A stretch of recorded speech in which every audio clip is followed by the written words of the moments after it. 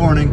So I am watching the video, and I'm just gonna make a little video response to the video as I work my way through it. So right out of the gate, I have watched a little bit of these two before when you've sent me other videos. I find them very boring and very difficult to watch. I will work my way through this entire video, hopefully. But why do I find them boring? Well, they don't speak to me. They don't in any way engage me that makes me feel interested in following up with what they have to say. And I was trying to figure out why it is that they're so boring to me and why they're so exciting to you. And I think that the best answer I can give for this is that we're coming from different places of belief. You already accept that these are teachers of truth. You already accept that the works of Scripture that they're coming from are true. You don't have any question or any doubt as to whether these things are actually valid. You already have assented belief. And so when you're trying to dig in and grow with these principles, you've already taken off a part of your brain or a part of your logical process that's going to question whether or not this is valid. You've already accepted that it's valid. And so it's now just you're trying to dig in and understand it. Okay? I am not at that place. They're not talking to me and trying to persuade me that this is actually valid. They're assuming that I believe it's valid. I don't. It might be better to think of it as if I was a Buddhist. Okay, if I was a Buddhist and they were trying to tell me all these truths about Jesus, I'm going to be like, well, who's Jesus? Why should I even believe in Jesus? I'm a Buddhist. Okay, that's how far away I am from where they're trying to talk about. Okay, so you already believe. You're in a completely different camp. You accept the Book of Mormon. You accept the Bible. I don't even accept the Bible. To me, the Bible is so full of holes. What happened for me was that when I first started to realize that the Mormon Church had historical problems, and that the narrative had been updated multiple times as time progressed. That was a big shocker to me. A good example of this is just the priesthood restoration story. Okay, we don't know when this supposedly happened. We celebrate the Aaronic priesthood restoration every year with the young men and their fathers going out and doing an activity, but we don't know when this happened. Okay, well, why don't we know? Well, that we pretend that the storyline is that good records weren't kept. Well, the truth is much darker than that. It looks very, very strongly, and even Mormon scholars who are still faithful and believing will admit that it looks very much like this whole idea of the priesthood restoration was something that developed afterwards and then was kind of projected backward onto the historical narrative, where it didn't actually exist, but they were trying to work it in. And I could go through and show it to you. I can't do it right now, but this kind of research is out there, and it shows that if you just look back through the Doctrine and Covenants, for example, section 20, I remember off the top of my head is one of the ones that, where if you just read section 20 and you try to look for the narrative that we currently believe, it's not in the narrative. It's not in that text. You can't find it there. It's like, why did these important things just get skipped out of it? Why is it not in there? And there's other ways to show this. We have, and again, it's like, apostates are bad. Well, apostates were good people who left the church. I'm an apostate. Okay. Just to say, they're apostate. Why did they apostatize? Okay, these are people who left for reasons. Okay, and just saying, they wanted to sin. No, that's not fair. That's not being rational. That's just projecting your belief onto somebody else. So, anyways, we have apostates who left, and they will say, we didn't hear about these things until much later, years after they supposedly happened. So how is it that people get converted to the church and they don't get told some of these foundational stories about the priesthood being restored, or even about Joseph seeing God the Father and Jesus Christ. These stories the early people didn't hear. How is it that Joseph Smith is getting people to join his faith, his church, and he doesn't even tell them these very foundational stories, which now, these are the first things that we tell people when we go out and be missionary works, as we tell them, Heavenly Father and Jesus appeared to Joseph Smith.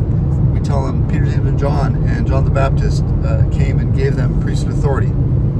Early members didn't even hear about this stuff. This was brought into the narrative much later. So this is very puzzling. So when you start looking now, and the one of the problems that the Mormon Church has that Christianity doesn't have is that the Mormon Church was only started just about 200 years ago now, a little less than 200 years ago. So we've got a lot more history to dig through. We've got a lot more newspaper articles, and you know, the world is so much more advanced that we've got a better record. But when we look back at the record, we find all kinds of problems, and we can see an evolution where the story and the narrative was changing in that time frame. So, and because it's so much better documented, we can really dig into that. The problem with the story of Jesus is that when we look back at that Bible time frame, there's not anywhere near, there's no newspaper articles. There is written material, but it's very sparse compared to what we have in the 1800s when Joseph Smith was alive, which is just abundant information to dig into. So there's not very much about that early time frame. But what there is not very supportive of the Bible narrative. So what happened to me was when I came to disbelieve the Mormon narrative, then I kind of dug into the Christian narrative, because I thought, well, I guess I'm going to become a Christian. Even though Mormons have such negative views of Christians, we always pat ourselves on the back that we're better than other Christians, that we have the full truth. They have, some partial fragment of the truth, but they don't have the whole truth. So we're very insulting, really, to them. So it was hard for me to say, okay, well, I guess I'm going to become a Christian then. But I did dig into it, because what else am I going to do? I'm not going to become a Buddhist or a Muslim. That freaking be insane. So I started digging into the Christian narrative. And what I find when I dig into the Christian narrative is that it's got problems too. It's got the same problems that existed for the time of Joseph Smith. And again, it comes down to, what do you already believe? So you already believe that Mormonism is true. So that's a different place. If you were a Muslim, or if you were a Buddhist, or if you were a Jehovah's Witness, or if you were a Seventh-day Adventist, or a Catholic, and the list goes on and on and on, you've already assented to that belief. You've already, as a Jehovah's Witness, as a Muslim, you've already taken off that part of your brain that would be skeptical, that would be questioning, is this valid? Is this even valid? Because once you've assented belief to it, you've already crossed a major bridge, and I think that's where I'm at. I'm at the situation where I'm looking at all these different faiths, and to me, I say, how does something so crazy get believed? For example, David Koresh, the Branch Davidians down in Texas, that the government raided their whole compound and killed a bunch of them. Okay, that was horrible that the government did that. I'm totally not in any favor of supporting that at all. But when we dissect that, the religious beliefs of that group, it's amazing. So David Koresh, he's this charismatic guy. He's telling them that he somehow fulfills prophecies about Jesus returning. And he also works into it some kind of a sexual narrative in which he talks men into letting him sleep with their wives. And he tells them something about, this kind of sexual impurity is, it can be a burden on you, and, I'm more advanced, I'll take that burden for you. And people buy into this rubbish. And so in this compound, David Koresh is having sex with other people's wives. How does someone come to believe such nonsense? And I think that's the fundamental question. So when I look across the whole spectrum of belief, this is what I see. I see people utterly insane crap.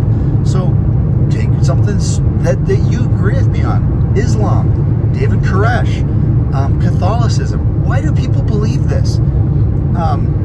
And I think it comes down to, at some point in their development, they wanted to find higher truth, and they're searching in their own way. A lot of times, most of the time, it's the faith that they were brought up in. So Catholics tend to become Catholics, Muslims tend to become Muslims, Mormons tend to be Mormons. So most of the time, they're searching for belief, and they do it within their own paradigm, what they're raised with. We do have some crossovers. We have Muslims that become Christians. We have Christians that become Muslims.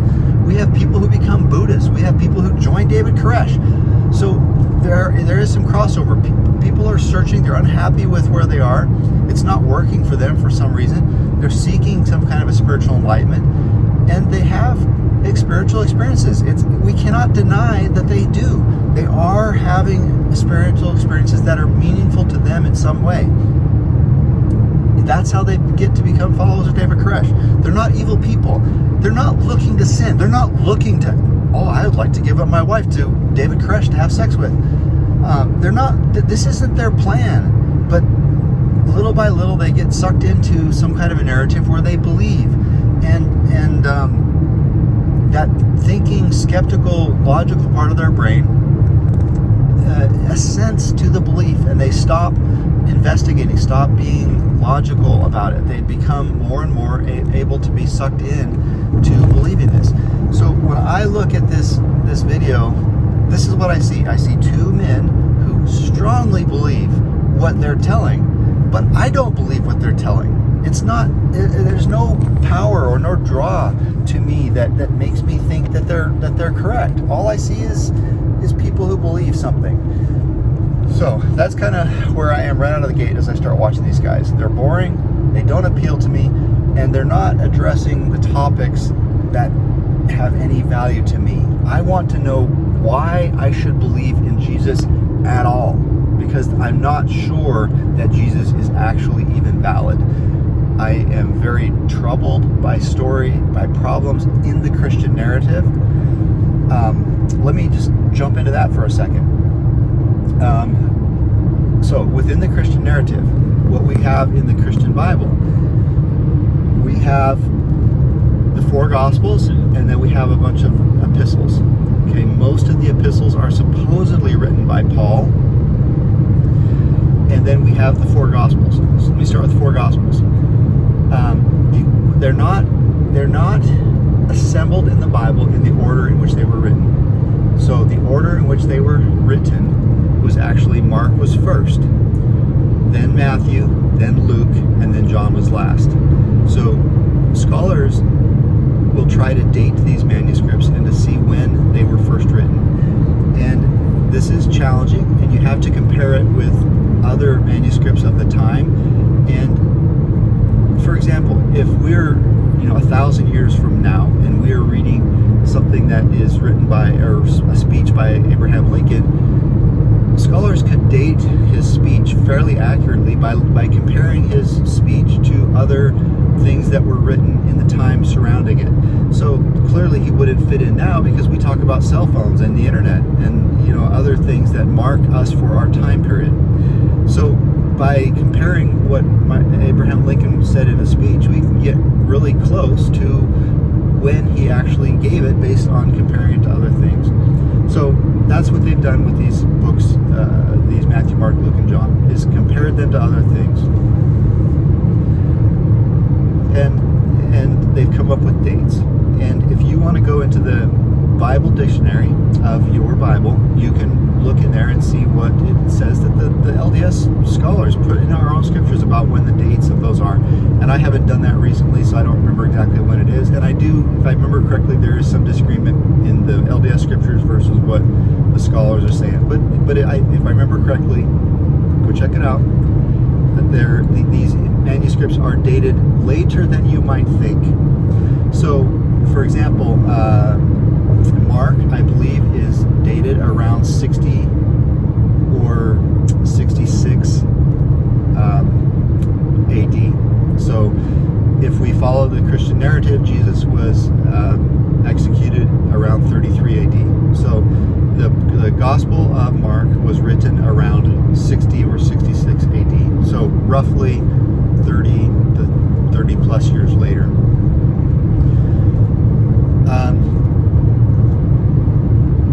Another problem that we have, and then Matthew and Luke and John are written even later. John is the last one written, and it's thought it was written around 90 or 100 AD. So quite a bit later. Now, if you want to talk about videos that do draw my attention, there's one that I can't remember now, but it was written by, or it's a video that's done by a convert to Christianity. He used to be an atheist, became a Christian, and his wife and his kids were Christian. And I'll look it up, see if I can find it and post a link to it. But that one does draw me in, because he's jumping right into, why should I believe this at all? Okay, and he obviously does believe, and he came to believe from a place of disbelief. And so yes, that's a very interesting story, and it pulls me in really quickly. What made you change your mind?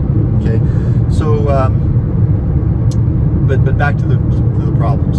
So Mark, actually, when the scholars look at the text of Mark, they believe that the last 16 verses of the book of Mark were added later, that they were not the original manuscript. And again, I'm not a scholar on this, I don't know all the reasons why, but they have reasons to believe, and I think it actually have to do with, they have some of the older manuscripts and it wasn't there, because they've got different copies of all these. So it looks like that was added later. So when you look at these four Gospels, what is fairly easy to see is that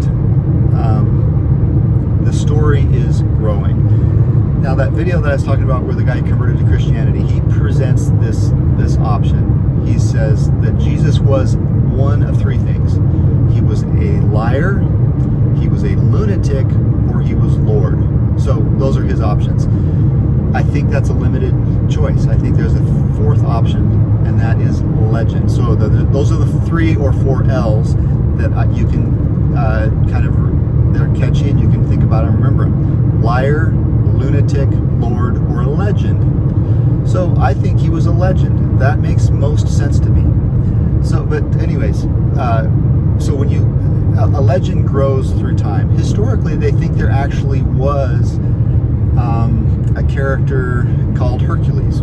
Now, the stories about Hercules are fantastic, and you know, nobody would actually believe that he did all these feats that he is reported to have done. But they think that there actually was a Hercules who probably did some cool things. But when people tell the story over and over, like the fish story, people turn this hero into somebody who it's impossible for anybody to be.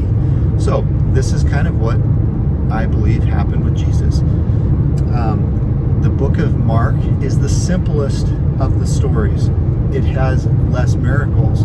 It has a more believable Jesus. By the time you get to John, this is the most amazing Jesus of the Gospels.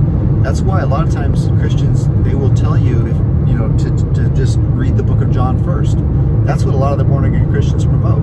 They just jump right to the book of John, read the book of John, skip Matthew, Mark, and Luke, go to John, just read it. That's the powerful. It is. That's the one that, God so loved the world that he gave his only begotten Son, that whosoever believeth in him might not perish but have everlasting life. It's got a lot of this. These two guys, when they're jumping into the narrative, that he starts off by giving this little discourse about how this focuses right in on just a few hours of Jesus' life. Okay, great. That doesn't prove anything about it's true. In fact, it speaks to this whole idea that we've made this narrative, we've created this narrative.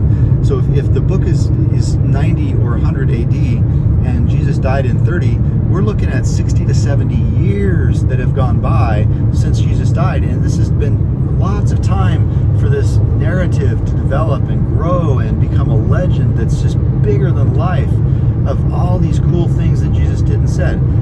Another problem is that these books are not written by the people that we think they're written by. So the book of John is supposedly written by John, the one who was Jesus' beloved disciple. Okay, scholars do not believe this is actually the case. Why? The book of John is written in Greek. Okay, John was a fisherman. He didn't speak Greek. He spoke Aramaic. He probably didn't even know how to write. Okay, so in order to read and write Greek, this is an educated person. So they don't even think that this was John. And all these books, they don't think they're written by the people who they pretend to be written by. This is apparently a common thing back there. It's called pseudo-epigrapha. People trying to gain support will write as if they were someone. And apparently back in that day, it wasn't considered like today. It's called plagiarism, and we have a big taboo against it. Apparently back in that day, it wasn't. People did that, and then we have other examples of other stories besides Christian stories that do that. So it's kind of an appeal to authority. You're putting yourself up as this person who knew or did this or whatever. And so anyways, these books were written many, many years later in a different language. All the Gospels, all four of the Gospels, even Mark, they're written in Greek. They were not the people who were with Jesus. And Jesus didn't speak Greek, he spoke Aramaic. So none of these people are telling the story that they firsthand experienced, even though they pretend that that's what they were doing. So Mark is the simplest one. There's no birth story. There's no virgin birth. There's no traveling to Nazareth. There's none of that stuff. We just start off with Jesus' ministry. He's teaching things. As the narrative progresses in Matthew and Luke, and even in John, Jesus is saying more and more powerful things about himself. He's the Son of God. He's the way, the truth, and the life. He's all these things. His story is growing. We don't find these proclamations about Jesus from himself in Mark. In Mark, it's much more simple. He calls himself the Son of Man in Mark. So, and then those last 16 verses, which were added to Mark, are the resurrection. The original story of Mark ends with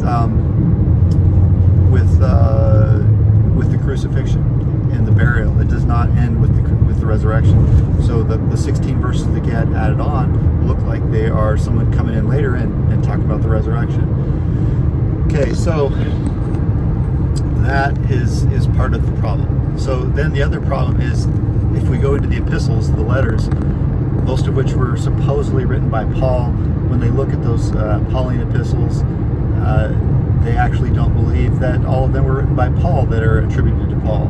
It looks again like people were trying to gain power and authority by pretending to be Paul and write letters that were attributed to Paul, even though they weren't Paul. So they've got a group of letters that the scholars believe these are definitely Paul. These others probably aren't Paul, and then we've got the other ones that are attributed to, Peter and James and other people.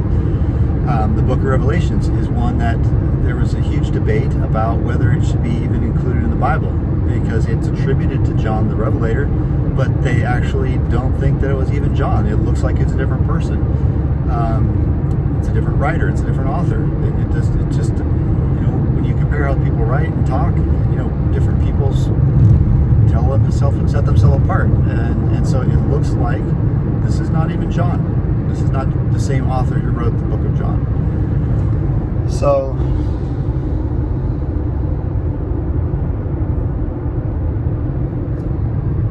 passing a cop here. So the Pauline letters. The Pauline letters are actually some of the earliest documents that we have from the Christian era. So Mark is the first of the Gospels. It was written in around 60 or 66 AD, somewhere in that time frame. And some of the Pauline letters date from earlier than that, probably around 50 AD. So we're getting closer. We're within 20, 25 years of 20. I think we're within 20 years of Jesus's death. And in those early Pauline letters, we don't have any of the story of Jesus rising from the dead. We don't have any of that stuff that becomes added in later. Now, these weren't attempts to tell the whole story like the Gospels were. But again, when you compare it to Mark, which is the earliest one, there's not any of that magical stuff either. It's a much more simple story. So, anyways, there's lots of reasons academically to really put some question marks on this narrative as to whether it's true or not, or whether it's a legend, or whether it's made up, or just exactly what it is. So when you try trying to show me these videos. Again, they just do not call to me. I have lots of big question marks in my brain as to whether this is true or not. Really, the only thing that really makes me tend to believe in Jesus at all is experiences of people close to me who feel like Jesus is real. And also, Jesus calls to me because I feel God is love, and Jesus is the only God who theoretically died for us. The Buddhists, Muslims, they don't have a God who did that. They don't have a God who loved them like that. So that appeals to me, but it's not something that I know is true. It's something that I kind of hope is true, but I have big reasons to doubt that it actually is true. So I'm not sure. I really am not sure. And so watching videos like these guys just doesn't do it for me. I mean, I'm going to try to finish this one just because you've asked me to do it and respond to it. So I'm going to tap out for now here, and I'll come back later.